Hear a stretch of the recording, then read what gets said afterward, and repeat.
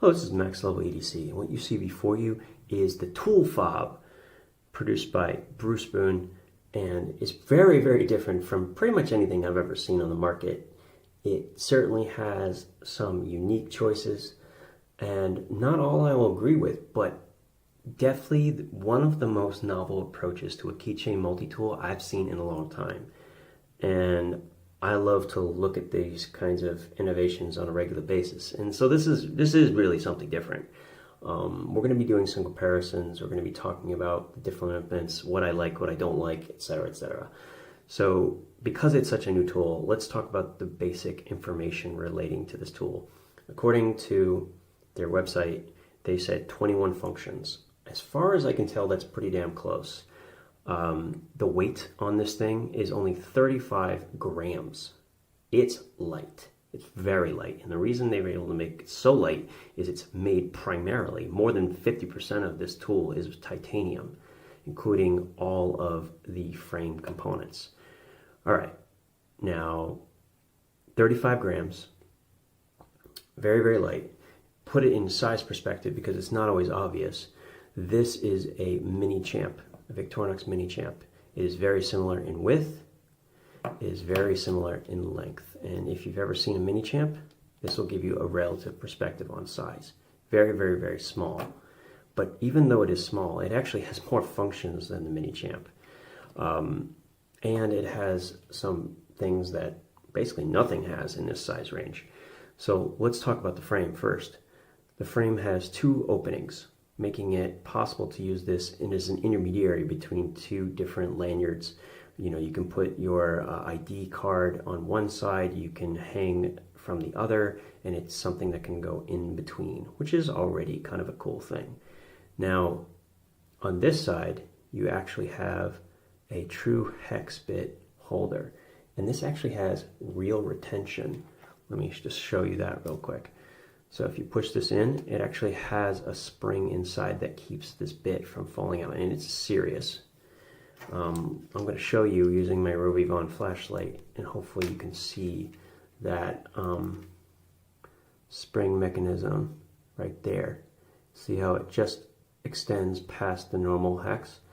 This is done, and this is used throughout the tool for retention, not only in the hex bit, but also in the center area, and also for each blade and each implement. Really amazing, amazing job, and it takes a lot of precision to make something like this. So the fact that it's not magnetically retained means you're going to have an easier time with just about any hex bit that maybe doesn't have a perfect dimensional shape, or maybe is made of a steel that's not that strong as far as magnetic retention is concerned. So that's pretty cool. Now in the middle, we have, it comes with a Ferrocerium Rod that you can use. So it's sort of a pseudo survival tool, let's call it what it is. I mean, it's really a last resort tool. And once again, you have springs holding in the middle component. Not only will this fit that Ferrocerium Rod, but it will also hold and maintain a normal hex bit, which I'm trying to do through a viewfinder, so please bear with me. Okay, I'll try a different way. Now it does go in, and then I'll slide in like that, and it will absolutely retain because of those springs. So that's really, really cool. The frame, for me, is the one piece of this whole puzzle that I think is probably the most, I don't want to say revolutionary, but it's probably the best part about it. What you do with the implements inside, I think, are going to vary tremendously depending on what your needs are. But the frame, being what it is, I think is the best baseline behind it. It's got great ergonomics. It's easy to hold because of how thick it is. And it has already a very, very useful implement and a way to store a bit. So there you go. Very cool. Now, there's two different sides to this. On the first side, you have 6 implements, and on the other side, you have 5. The reason there's 5 on this is it has a pair of pliers that take up 2 layers. Yes, you heard me. This has actual pliers on it. Made of titanium, I might mention. But we'll get to that in just a second. So we're going to start on one side at a time. So the first thing we're going to do is start with the six-sided, six implement side. All right, the first thing we're going to take a look at is this is a, well, I don't know how you describe it. Sheepsfoot blade? Not exactly clear on the denominations or what you call these different blades. But what it is really good at is draw cutting and opening packages. The next thing you're going to notice, this is a wood saw. I know it seems strange, but yes, this is an actual wood saw, and I did test. It will, in fact, cut wood.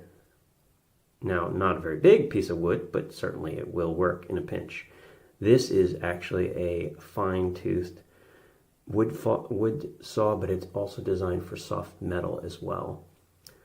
It's hardened to that extent. Now, this is pretty cool. This is actually a titanium tweezer. So, very, very neat on that, and it's made of titanium. These first three are all steel. And the next tool is also made of titanium. This is a file on one side, laser etched, and a it's a ruler on one side, which is laser etched, and on the back it is a nail file, and it actually works quite well. I actually really like that file. And then the last implement on this side is actually a straight blade. Now, I can't really tell too much of a difference between this and this in that functionality standpoint, because this also works very, very well at draw cutting. I have used this one on wood, and it was fine working real up close and personal, but if you don't like try to make real long cuts with it, you know, it's still a slip joint knife, and a very short one at that. You want to be very controlled with any sort of knife that's not locking. All right, so then you have all of these open. Now, I have two blades exposed on each side, but I can use this as a bottle opener. Now, one thing I didn't like is the fact that that's the bottle opener, but it requires you to expose two blades to your hands directly in order to open up a bottle. Does it work? Yeah, it definitely works, but not my favorite thing in the world. Now we're going to go back and talk about which ones I like and which ones I don't. I know this is going to be a long video, so sorry about that, but I have to be thorough. This tool really deserves it, and the quality really demands that people take a look very carefully at everything relating to it. Now, all of these tools have brass spacers in between them, and if you can see, each one of these has spring retention. The frame, which is titanium, will actually provides detent for both the retaining of it closed and also open. Very cool. Now, it's so hard to see because it's actually hidden under the very, very center of the implements. All right. Oops. Sorry. Now, blade works pretty well, but there's going to be three on this, and we'll talk about that later. File. All right, this one is a little bit more preference than anything else. I don't dislike having these two functions together.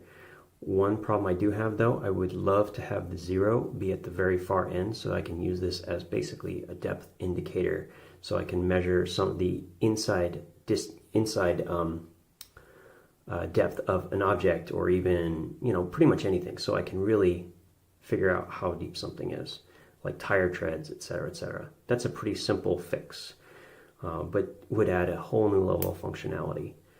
Now, the tweezers actually work quite well. They really do grab. Now, I'm going to close the rest of these for now, but yeah, it does absolutely grab, and I'm trying to do it through a viewfinder, so please forgive me, but it will grab a piece of skin, no problem. It'll grab hair, and I was not unimpressed, but in order to keep it so that it's flush and doesn't expose itself, you have to keep the two sides fairly close together, and you can't easily pull them apart. So the fact that it's not able to open that wide might be an issue in some cases, and because of that, it's sort of a good sometimes, but not always.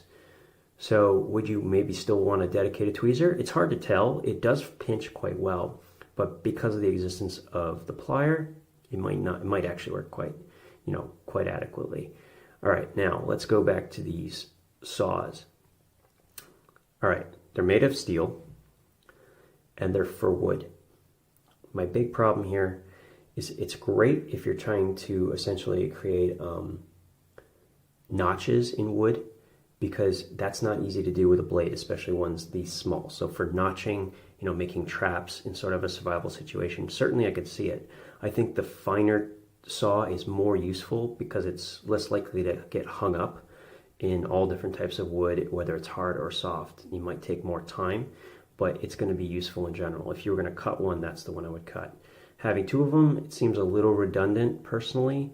You're really just using it for, like I said, you're using it to cut a notch in a piece of wood in a survival situation.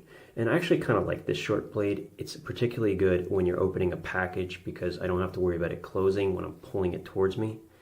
So I do like that blade as well. All right, so that's that side. Now let's go to the other side.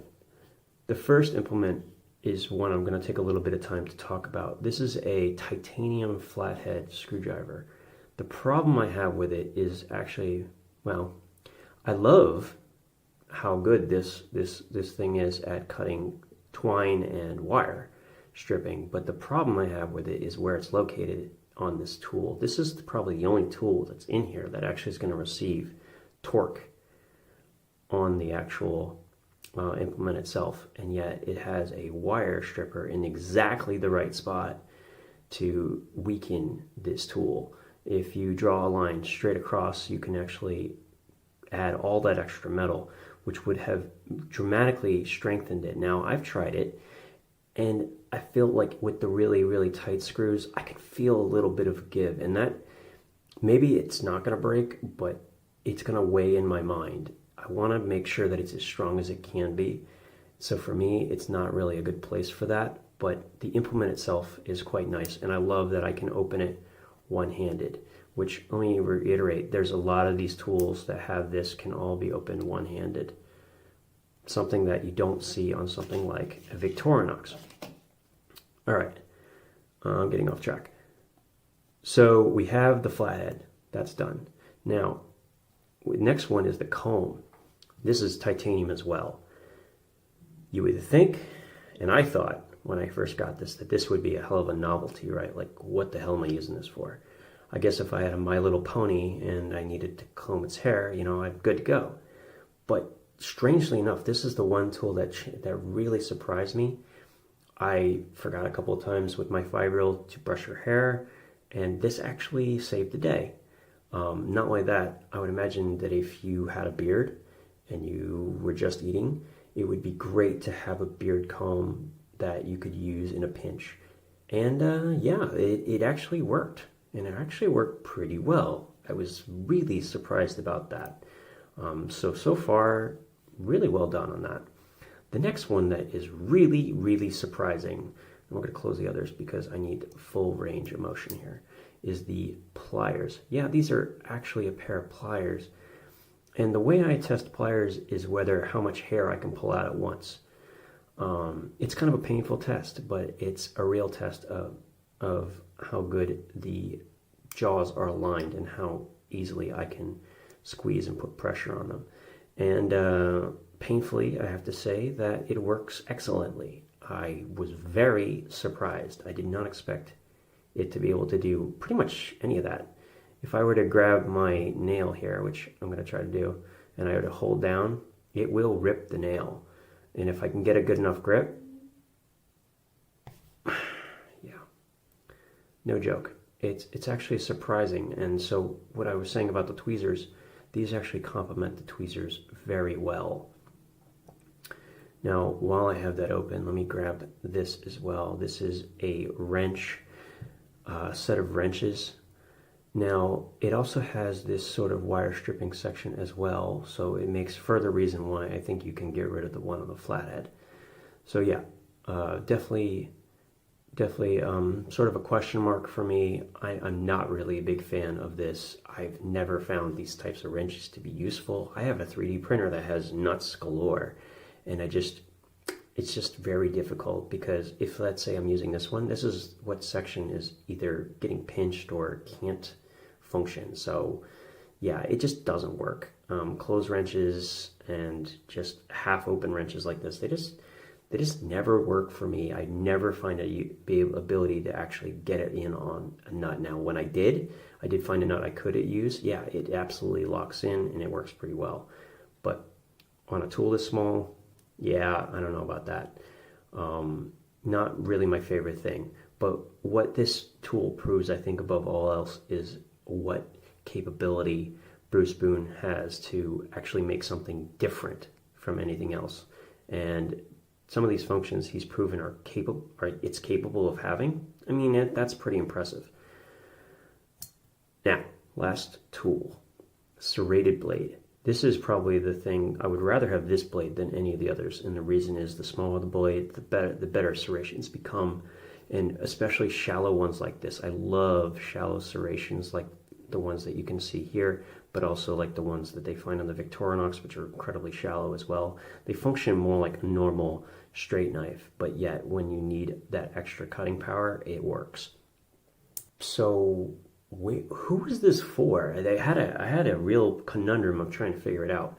And what I realized is with the ability to open up some of these tools one-handed, I could certainly see, and without fingernails, I can certainly see women appreciating a tool like this when they don't carry anything else. And this is really for people who don't carry any other multi-tools. And the reason is like I said, it doesn't require nail nicks. It has a lot of the functionalities that might be used for preening or for hygiene, and that's true for men as well. It certainly has some useful functions that are real tools, but then there's some really questionable, quote-unquote tools. So as far as implements are concerned, I think certainly there needs to be some adjustment, but this could reach a set of market that I think isn't being reached, which is for women, for one thing. It actually looks good, kind of like a piece of jewelry in some ways, which brings up my next point.